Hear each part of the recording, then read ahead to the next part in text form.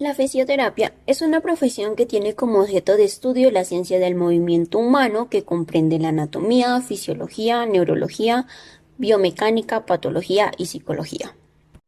En este video vamos a exponer los principios de la intervención fisioterapéutica en las áreas de ortopedia y traumatología, donde hablaremos de conceptos de la fisioterapia actual. Existen unos puntos fundamentales para enfrentarnos al manejo de un individuo con una alteración-lesión. Primero, es el conocimiento de la anatomía, neurología y biomecánica. Segundo, conocimiento de las diferentes herramientas de evaluación. Tercero, conocimiento de los procesos de cicatrización de los diferentes tejidos del cuerpo, las diferentes alternativas de tratamiento utilizadas en la fisioterapia y su reacción a los diversos tipos de cargas que pueden ser utilizadas en el ejercicio terapéutico. Cuarto, conocimiento de los puntos importantes para la prescripción de los diferentes tipos de ejercicios, su indicación y sus efectos. Quinto, conocimiento de las implicaciones de otras alteraciones sistémicas que puedan tener el individuo y que inciden directa o indirectamente en el comportamiento de una lesión. Aspectos de la rehabilitación funcional. El movimiento es en sí mismo la expresión de la interacción de los diferentes sistemas en el hombre. El movimiento es una herramienta que utilizamos tanto para manejar el medio que nos rodea como para expresarnos de diferentes maneras. Cuando ocurre un trauma, una lesión o una enfermedad, perdemos la capacidad de realizar movimientos, destrezas o habilidades que hacen parte de nuestra vida diaria. Nosotros como fisioterapeutas utilizamos diferentes alternativas de manejo, medios físicos, masajes, técnicas de terapia manual, ejercicio terapéutico, etc., que nos permite recuperar la movilidad, la fuerza y la coordinación. Pero nuestro objetivo final deberá ser siempre el de restaurar el movimiento de manera que permita que nuestro cuerpo con sus diferentes segmentos sea capaz de desarrollar las habilidades que logran la funcionalidad. El movimiento funcional depende de la interacción de múltiples sistemas sensoriales con los componentes del sistema musculoesquelético. Esta interacción es guiada y mediada por el sistema nervioso central. El sistema nervioso central es el punto clave de toma de decisiones del cuerpo, es el que nos provee de estrategias y patrones de movimiento. El cerebro toma patrones preprogramados en la médula y tallo cerebral, modificándolos y combinándolos en una gran variedad de patrones más complejos de movimiento.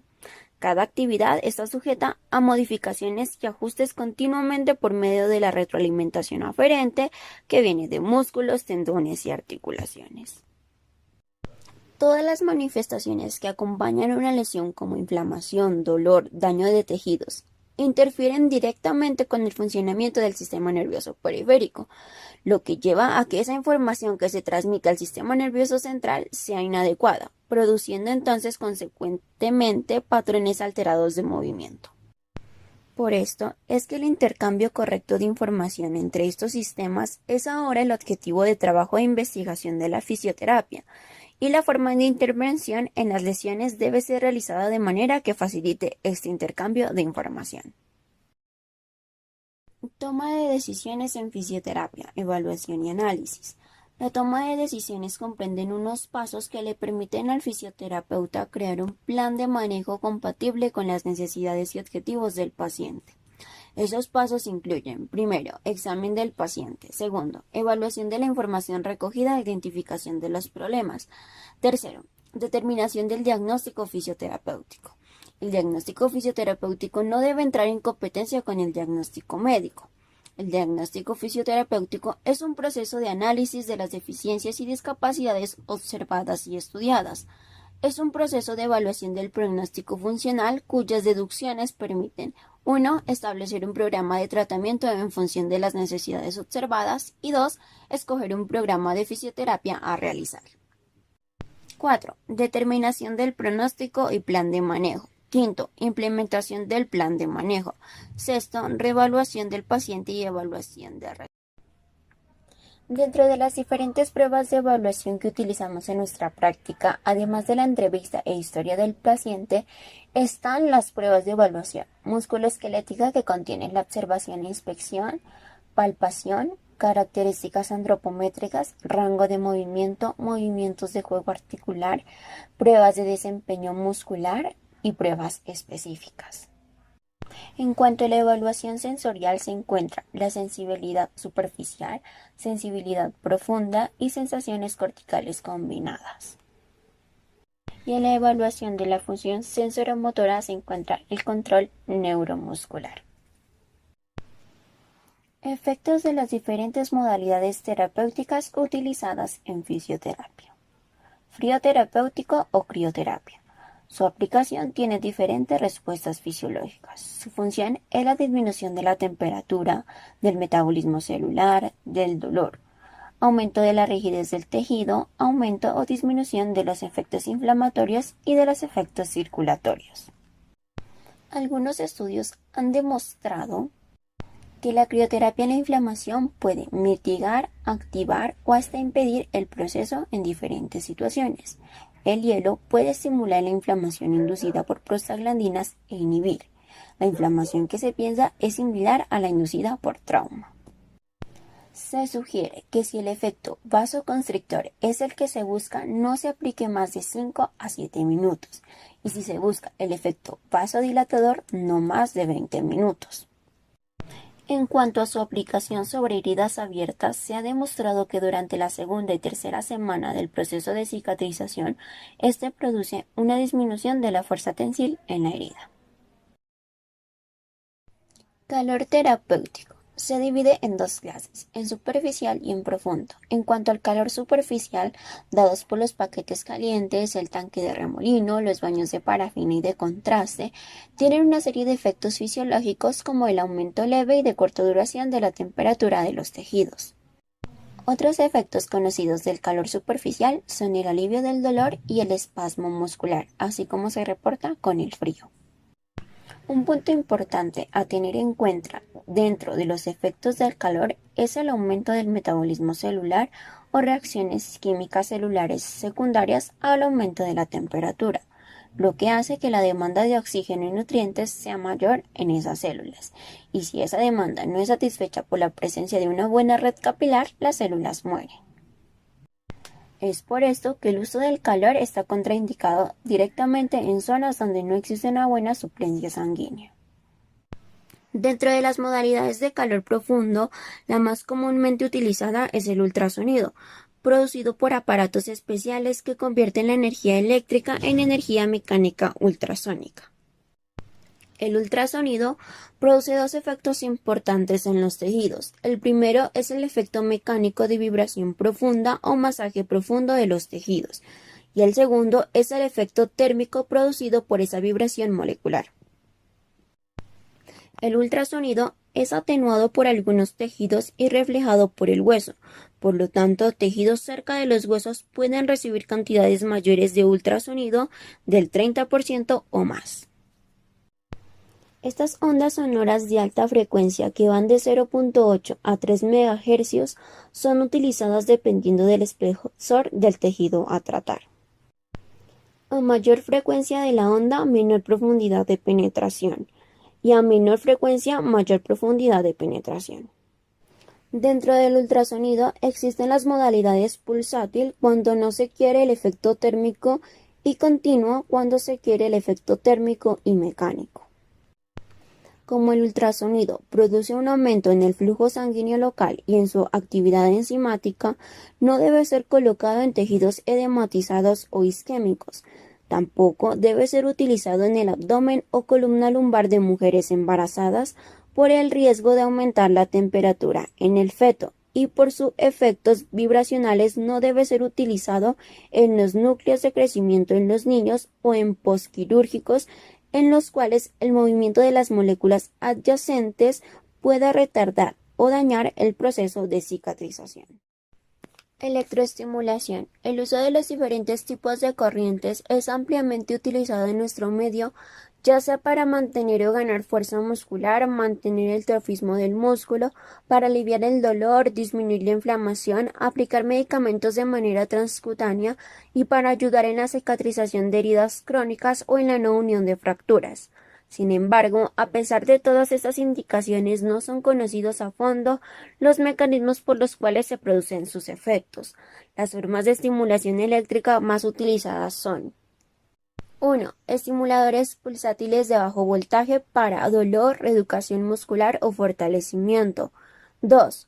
TENS, bien conocidos y los más utilizados para la electroanalgesia. 3. Estimulación eléctrica de corriente directa para músculo denervado y iontoforesis. 4. MENS, estimuladores musculares de microcorrientes. Producen corrientes pulsátiles con amplitudes máximas de 1000 miliamperios.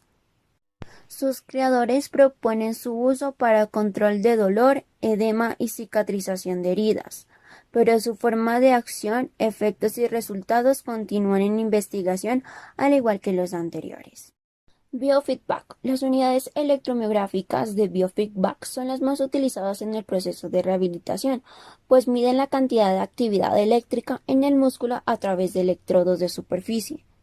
Estos han ganado gran popularidad en los últimos años y se utilizan para enseñar a desarrollar un mayor control voluntario del músculo, ya sea por su relajación o por reeducación después de una lesión. Hidroterapia. Método curativo de ciertas enfermedades que se fundamenta en la utilización del agua. Sus propiedades únicas como la flotabilidad, la presión hidrostática y la viscosidad nos permiten la aplicación del ejercicio terapéutico, con una serie de ganancias como la facilidad para realizar ejercicios activos, disminuyendo el peso del segmento corporal, a la vez que nos provee de resistencia y por la presión hidrostática nos ayuda a controlar la efusión, ayuda al retorno venoso, induce a la bradicardia y centraliza el flujo sanguíneo periférico. Contraindicada en falla cardíaca, enfermedad vascular periférica severa, riesgo de sangrado o hemorragia y heridas abiertas. Compresión. La utilización de la compresión es bien conocida para el tratamiento del edema, para lo cual lo más comúnmente utilizado es el vendaje del segmento edematizado, con la elevación y el bombeo muscular para proveer la evacuación del exceso de fluidos presente dentro de tejidos. Para el control del edema se han creado aparatos portátiles que utilizan botas o mangas que son llenos de agua helada. Técnicas de terapia manual. Para su utilización se requiere un entrenamiento especializado en el que se desarrollan destrezas como la evaluación de la anatomía, artroquinemática y patología del sistema neuromusculoesquelético, para determinar qué técnica es la adecuada en el manejo del dolor y la disfunción. Masaje de fricción. Hace parte de las técnicas de terapia manual y es una forma de masaje especializada, más comúnmente conocido como masaje profundo de fricción transversa. Se utiliza también para mejorar la excitabilidad de los tejidos y romper adherencias que se crean entre la piel y el tejido celular subcutáneo, que van a limitar los arcos de movimiento. Intervención fisioterapéutica dentro del proceso de cicatrización de los tejidos. En estas encontramos varias guías de manejo, en las cuales están guías de manejo en la fase aguda. Nuestro papel en esta fase es el control de los efectos de la inflamación, facilitar la cicatrización del tejido o herida y mantener la función de las diferentes regiones y tejidos no comprometidos. Guía de manejo en la parte subaguda. En esta fase se inicia el trabajo que busca restaurar el control neuromuscular, la fuerza y resistencia de la musculatura involucrada, teniendo la precaución de dosificar el estrés aplicando a las diferentes estructuras comprometidas. Guía de manejo en la etapa crónica. Nuestro papel en esta fase es el de diseñar una progresión de ejercicios que de manera segura pongan tensión sobre el colágeno, simulando las cargas normales a los que debe estar sometido. El estiramiento debe ir dirigido a las estructuras específicas comprometidas. La aplicación de ultrasonido pulsátil en esta etapa donde es posible la hiperplasia fibrosa es una herramienta de gran utilidad, ya que favorece la remodelación del tejido conectivo, modificando el comportamiento del colágeno. Prescripción del ejercicio. Para hablar de esto es necesario recordar las cualidades fisiológicas del sistema locomotor. Se dividen en tres categorías. Cualidad orgánica. Están basadas en el tipo de proceso metabólico utilizado para la producción de energía. Cualidades musculares. Son fuerza, potencia, resistencia aeróbica y anaeróbica y flexibilidad. La fuerza es la capacidad de contraer voluntariamente los músculos para mover una masa, sea su cuerpo o un implemento. La potencia es la combinación de fuerza y velocidad, una contracción fuerte con la velocidad máxima posible. La resistencia aeróbica se refiere a contracciones continuas dentro del 50% de su fuerza máxima, que son realizadas por periodos prolongados o limitados. En la resistencia anaeróbica, las contracciones alcanzan un nivel entre 70% y 90% de la fuerza máxima y son sostenidos por periodos limitados de tiempo. El entrenamiento de fuerza tiene como resultado un músculo fuerte, mas no resistencia. La resistencia mejora con la capacidad de producir pequeñas contracciones durante periodos prolongados, pero no necesariamente requiere de un aumento de la fuerza. Guías generales para la planeación de un programa de fisioterapia. Primero, identificar la fase de rehabilitación en que se encuentra el individuo. Fases. Primera fase. Evitar irritación del tejido y disminuir dolor. En esta fase, los tejidos deben seguir los principios de estabilización, disociación y movilización en arcos de movimiento libres de dolor. Segunda fase. Fase de estabilización dinámica. Se aumentan las demandas propioceptivas a esa nueva movilidad y estabilidad ganada dentro de un medio más funcional. Tercera fase. Fase de reeducación funcional. Se trabajan las destrezas funcionales, primero en un medio en el que se controlen mejor las demandas propioceptivas, para progresar a un medio familiar en el que se necesita realizar la actividad funcional con orientación correcta a la gravedad. Segundo, identificar los hábitos y patrones anormales de movimiento para trabajar en su corrección. Tercero, utilizar comandos verbales y táctiles que ayuden a corregir la nueva orientación del movimiento. Cuarto, aplicar principios de facilitación del movimiento para que estos sean realizados de manera que no se pongan en sobrecarga. Estos principios incluyen respiración adecuada, organización eficiente de la cabeza, cuello y cintura escapular, secuencia del movimiento vertebral y alineación y postura. Quinto, debemos tener en cuenta todos los factores importantes en la prescripción del ejercicio. Todo esto siempre haciendo énfasis en la calidad del movimiento.